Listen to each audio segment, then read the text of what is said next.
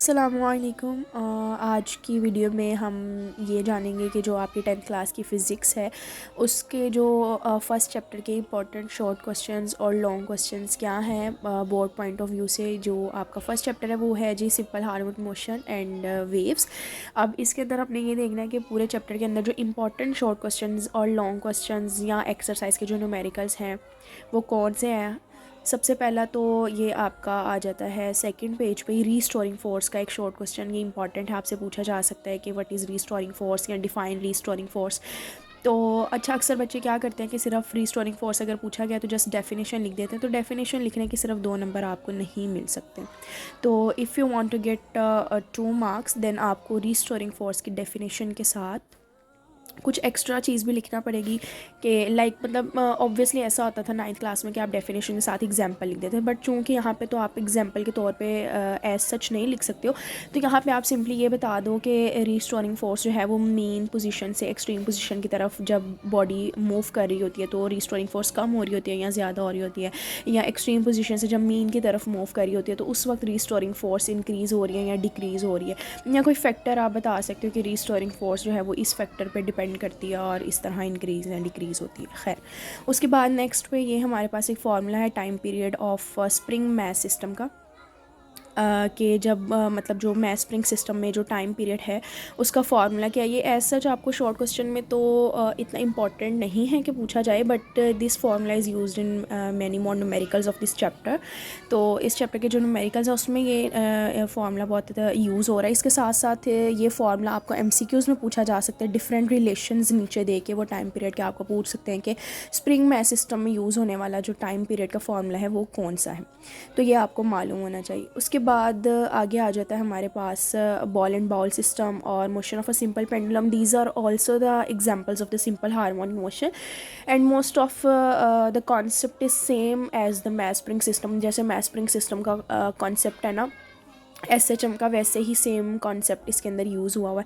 तो इसका जो है वो भी आपने इसके अंदर से अब हम देखते हैं कि कौन से शॉर्ट क्वेश्चंस बन सकते हैं। ठीक है, तो बॉल एंड बॉल सिस्टम ऐसा खुद जो है वो इतना कोई लॉन्ग क्वेश्चन पास्ट पेपर में एक इसका क्वेश्चन आया हुआ है कि इसकी डायग्राम आप ड्रॉ कर दें, तो वो आप देख लीजिएगा इसकी साइड पे जो बनी हुई है बॉल एंड बॉल सिस्टम के। उसके बाद अगर हम सिंपल पेंडुलम की बात करें ये सिंपल पेंडुलम के अंदर एक ये जो मैं निशान लगा रही हूँ यहाँ से यहाँ तक आप एक शॉर्ट क्वेश्चन यहाँ से कंसेप्ट एज अ कंसेप्ट ये क्वेश्चन निकल सकता है। ठीक है, इसमें कंसेप्ट क्या यूज़ हो रहा है कि लाइक मतलब जो मैंने अभी आपको बताया कि SHM के जो तीनों ये टॉपिक्स हैं ना इनमें मोस्टली सेम कॉन्सेप्ट यूज़ हो रहा है, लेकिन ये जो टेंशन वाला कॉन्सेप्ट है ना ये सिर्फ सिंपल पेंडुलम में आ रहा है, बिकॉज इसके अंदर स्ट्रिंग के साथ पेंडुलम हैंगे तो ऑब्वियसली स्ट्रिंग में टेंशन प्रोड्यूस होगा। तो यहाँ पे आपको एक शॉर्ट क्वेश्चन अगर कॉन्सेप्ट बेस्ड कोई एग्जामिनर देना चाहे तो दे सकता है कि what is the role of tension in the motion of the simple pendulum, और अदर क्वेश्चन ये भी बन सकता है कि what is the role of mg cos theta, तो ये आपको मालूम होना चाहिए।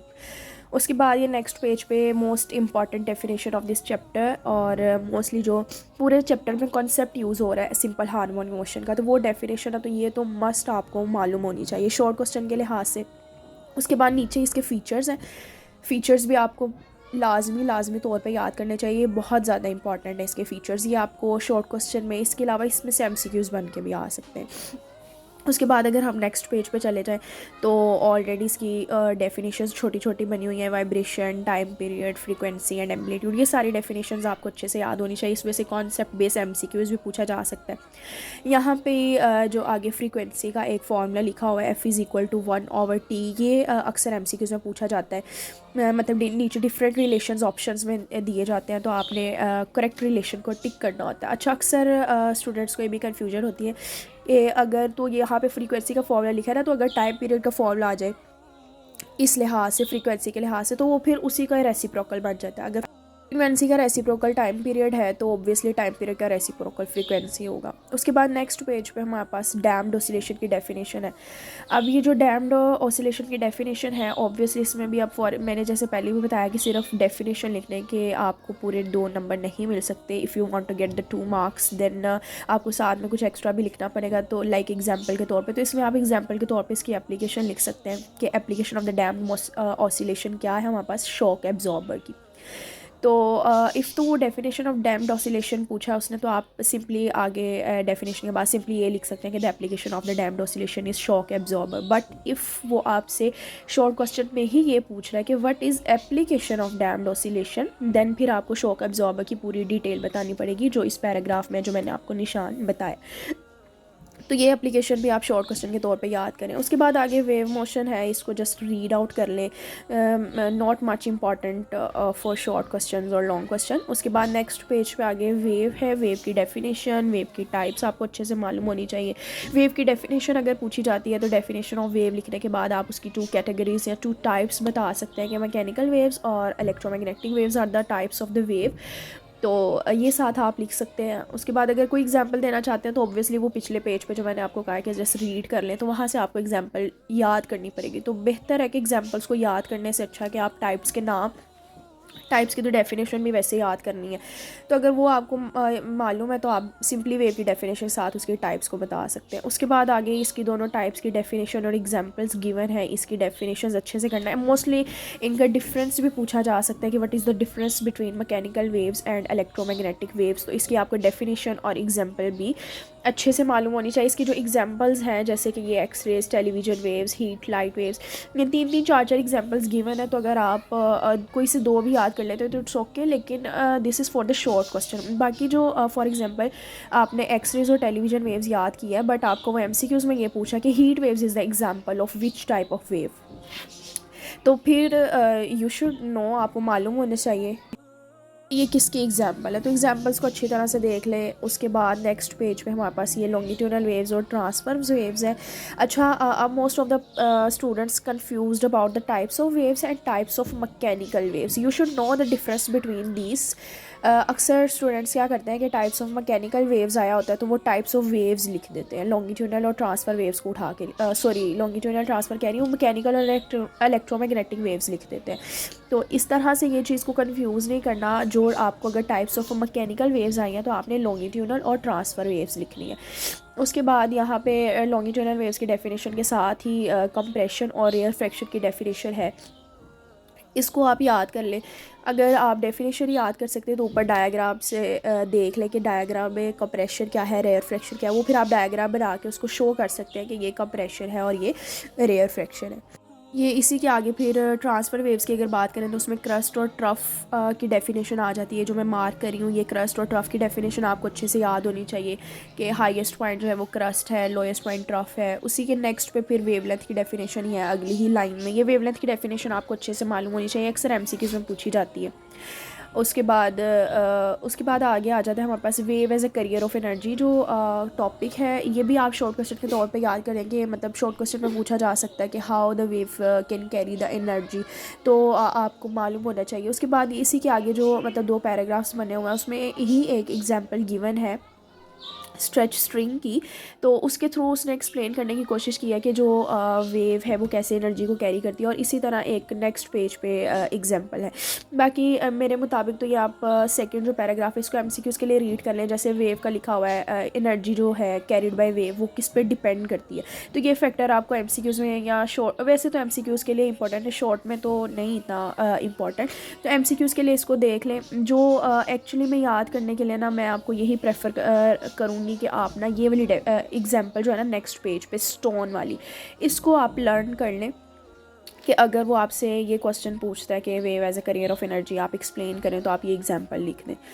उसके बाद नेक्स्ट पे ही है हमारे पास relation between velocity, frequency and wavelength. This is very very important question, ये बहुत इंपॉर्टेंट क्वेश्चन है।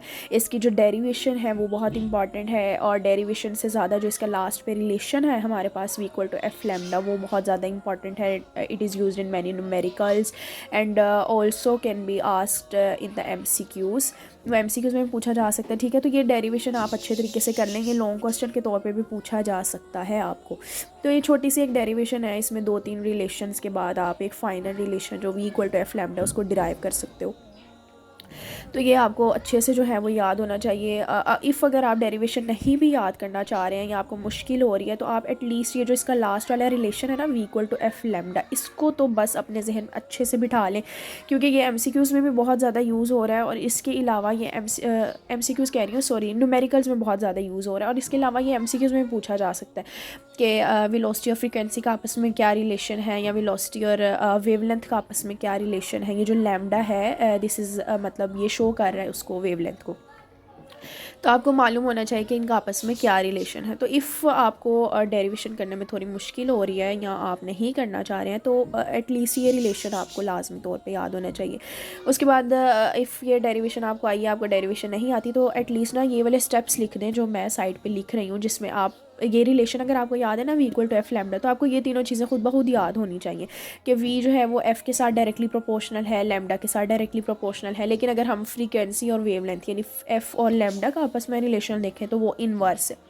तो इसके थ्रू भी जो एग्जामिनर है वो परसीव कर सकता है कि आपको कॉन्सेप्ट है इस चीज़ का। ऑल दो आपको डेरिवेशन अगर नहीं भी याद तो आपको इस चीज़ का कॉन्सेप्ट ज़रूर है कि इस रिलेशन से आपको क्या परसीव हुआ है कि वेलोसिटी, फ्रीक्वेंसी और वेवलेंथ का आपस में एक्चुअल रिलेशन क्या है। उसके बाद नेक्स्ट आ जाता है हमारे पास रिपल टैंक। रिपल टैंक जो है वो दिखने में बहुत ज़्यादा लॉन्ग क्वेश्चन, मतलब बहुत ज़्यादा लेंथी लगता है बच्चों को। तो इसमें भी मैं थोड़ा सा शॉर्ट करने की कोशिश करूँगी। सबसे पहले तो इसकी डेफिनेशन आप करें, उसके बाद ये जो आगे वाले दो पैराग्राफ्स हैं इसके अंदर उसने ना सिंपल उसकी कंस्ट्रक्शन को एक्सप्लेन किया है कि रिपल टैंक किस तरह से बनाया गया होता है और इसके ऑपरेटर्स में क्या क्या चीज़ें शामिल हैं, मतलब क्या क्या मतलब इसकी कंस्ट्रक्शन है। उसके मतलब अगर आप ये करना चाहते हैं तो ठीक है। इफ़ आपको ये बहुत लेंथी क्वेश्चन लग रहा है तो आप ये कंस्ट्रक्शन छोड़ भी सकते हैं, लाइक स्किप कर दें इसे। नेक्स्ट पेज पे जो इसकी 3 डेफिनेशंस आती हैं ना, मतलब एक नेक्स्ट पेज पे है और 2 उससे नेक्स्ट पेज पे है, रिफ्लेक्शन, रिफ्रैक्शन और डायफ्रैक्शन। ये आपने लाजमी याद करनी है। ये जो डेफिनेशंस हैं ये इफ़ आपको ये लॉन्ग क्वेश्चन आ जाता है तो आप लॉन्ग क्वेश्चन में भी लिख सकते हैं, और इफ़ लॉन्ग क्वेश्चन नहीं भी आ रहा तो एटलीस्ट ये शॉर्ट क्वेश्चंस के तौर पे तो आपको याद होनी चाहिए। रिफ्लेक्शन की डेफिनेशन, अब ये रिफ्लेक्शन वाले ब्लू बॉक्स जो के नीचे ही जो पैराग्राफ है इसके अंदर से एक MCQs बन सकते हैं कि जब डीप टू शैलो वाटर हम मूव करते हैं, वाटर वेव्स की जो स्पीड है या वेवलेंथ है उस पर क्या इफ़ेक्ट हो रहा है। तो आपको ये मालूम होना चाहिए। इधर इस पैराग्राफ का MCQ के लिए याद कर लें इफ़ आप इसको सारा नहीं करना चाहते हैं तो। उसी के बाद फिर नेक्स्ट पे हमारे पास ये रिफ्लेक्शन की जो डेफिनेशन है, इसके बाद ही 2 डेफिनेशंस और हैं, रिफ्रैक्शन और डायफ्रैक्शन की। ये जो मैं लाइंस अंडरलाइन कर रही हूँ आप इसको अच्छे से पढ़ सकते हैं। इसमें से MCQs बन सकते हैं कि फ्रीक्वेंसी ऑफ वाटर वेव जो है वो सेम रहती है in the both parts of the beaker, मतलब अगर हम टॉप टू बॉटम यानी शैलो वाटर या डीप वाटर में मूव आउट भी करें बट फ्रीक्वेंसी सेम रहेगी। उसके बाद नेक्स्ट पेज पे हमारे पास ये डेफिनेशन आ गई है रिफ्रैक्शन की और डायफ्रैक्शन की।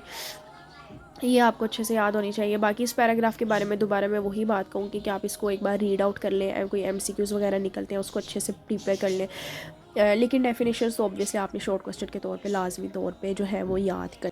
These are all the short questions जो आपके चैप्टर के अंदर से बन रहे थे। इसके बाद लॉन्ग क्वेश्चन है और उसके बाद एक्सरसाइज में जो कंसेप्चुअल क्वेश्चंस और न्यूमेरिकल्स हैं उसमें से मैं इंपॉर्टेंट क्वेश्चंस आपको बता दूंगी। स्टार्टिंग में तो मैंने यही कहा कि मैं इस वीडियो में आपको शॉर्ट और लॉन्ग क्वेश्चंस बताऊंगी, बट नाउ आई फील के जो है वीडियो थोड़ी लंबी हो रही है तो इस वजह से लॉन्ग क्वेश्चंस और एक्सरसाइज के जो कंसेप्चुअल और न्यूमेरिकल्स हैं वो इंशाल्लाह I will tell you in the next video. So if you like this video then subscribe the channel and wait for the next video. जज़ाकल्लाहु खैरन कसीरा। अल्लाह हाफिज़।